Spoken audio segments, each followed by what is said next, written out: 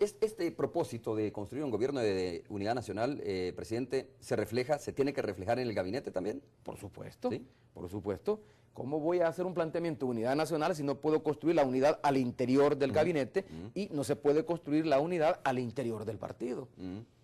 Significa Entonces, que el gabinete un gobierno de unidad nacional y representativo de así diferentes es, sectores. Por supuesto, así es. Es que, ¿qué vamos mensaje a de hablar más unidad, adelante del gabinete, ¿no? mensaje de unidad voy a enviar si construyo un gobierno excluyente? Hay diferentes sectores que tienen derecho a hacer propuestas.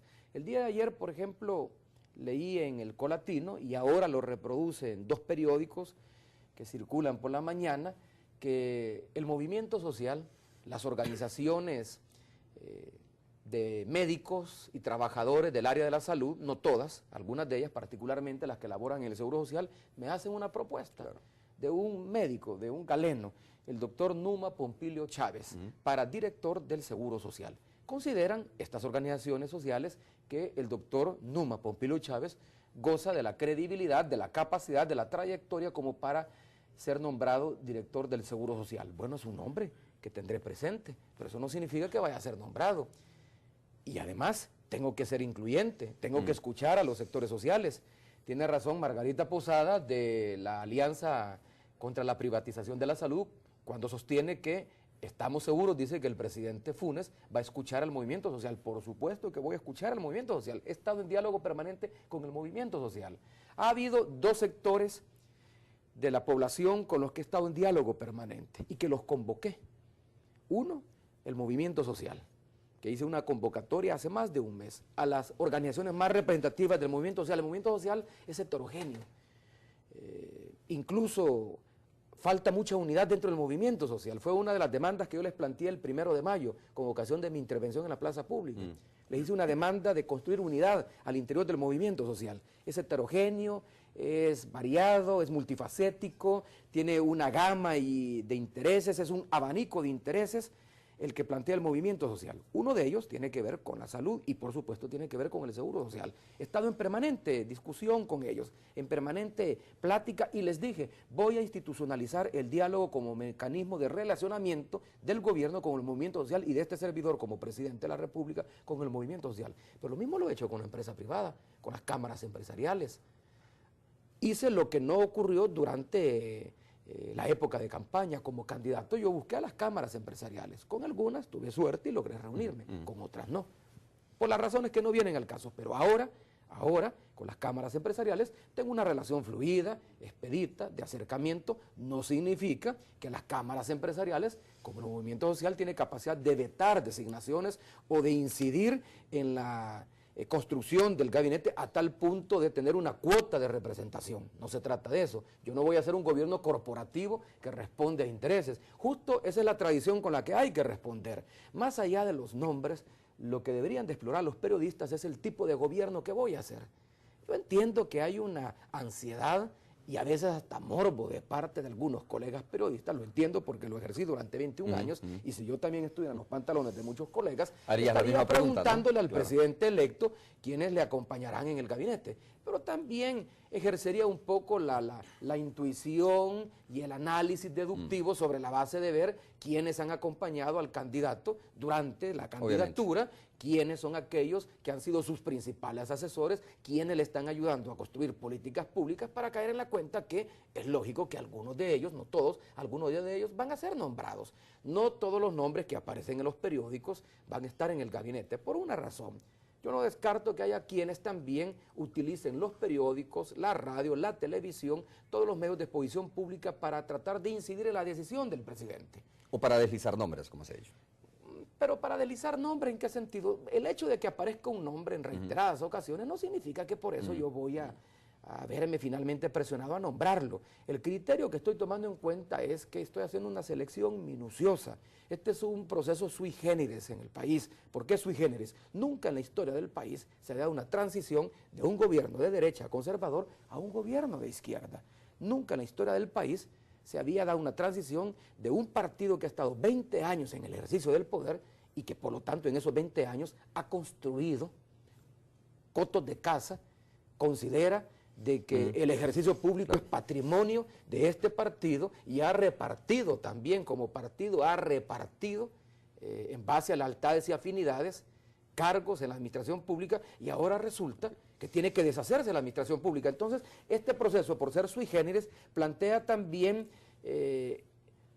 complejidades que no estaban en procesos anteriores en cuanto a la designación de los funcionarios. Yo me imagino que en la transición del presidente Flores al presidente Saca hubo una suerte de continuidad y por lo tanto no resultaba tan traumática incluso para la administración pública y para la sociedad salvadoreña el que de pronto se tuviera que hacer la transición, por decirlo, del Ministerio de Hacienda del presidente Flores al Ministerio de Hacienda del presidente Saca. Pero en el caso mío, del Ministerio de Hacienda del presidente Saca al Ministerio de Hacienda del presidente Funes, hay una sensible diferencia y eso lleva a tener sumo cuidado a escoger los funcionarios. De todas maneras, no tengo por qué correr. Los funcionarios serán juramentados el 1 de junio. Ahí deberé de juramentar mi gabinete, que fundamentalmente serán los titulares de los ministerios y de las instituciones autónomas. Habrán otros cargos como jefaturas, direcciones, que no tienen que ser juramentadas ese día y que le dará tiempo a los funcionarios que se asienten, que tomen posesión del cargo, que conozcan el ministerio, porque ahora únicamente hemos recibido información, nada más, para que entonces tomen sus decisiones y consideren si los equipos que actualmente están constituidos convienen seguir o no conviene seguir con ellos. Presidente, antes de ir a la pausa comercial, nada más una precisión. Es decir, existe la impresión en algunos sectores, incluyendo en algunos medios de comunicación también, que más que buscar minuciosamente el presidente el perfil correcto para conformar su gabinete, ha habido bastante contratiempo también con su aliado principal, ¿no? En este caso el partido que lo lleva al poder. Existe la impresión de que más que eso bien, es una cuestión que tú lo has dicho bueno, bien, lo has nombrado con propiedad. Hay mucha negociación con el FMLN. No, lo han nombrado tal como debe ser nombrado. Existe la impresión, pero no siempre la impresión corresponde a la realidad. Una cosa es el movimiento aparente de la realidad y otra cosa es el movimiento real, que está en la esencia del dinamismo que tiene la realidad. Existe la impresión y algunos han querido sobredimensionar esa impresión. Desde las páginas editoriales, desde las entrevistas, no me estoy refiriendo por supuesto a tu entrevista, que es conducido en forma profesional, pero sí no cabe ninguna duda que hay algunos que quieren sobredimensionar una necesaria negociación que tiene que haber entre el presidente de la República y el partido. La negociación no significa que estemos partiendo necesariamente de criterios diferentes, no necesariamente, pero no ha habido ningún contratiempo. Por ejemplo, hoy aparece en un periódico, no voy a mencionar su nombre, pero aparece en un periódico un titular.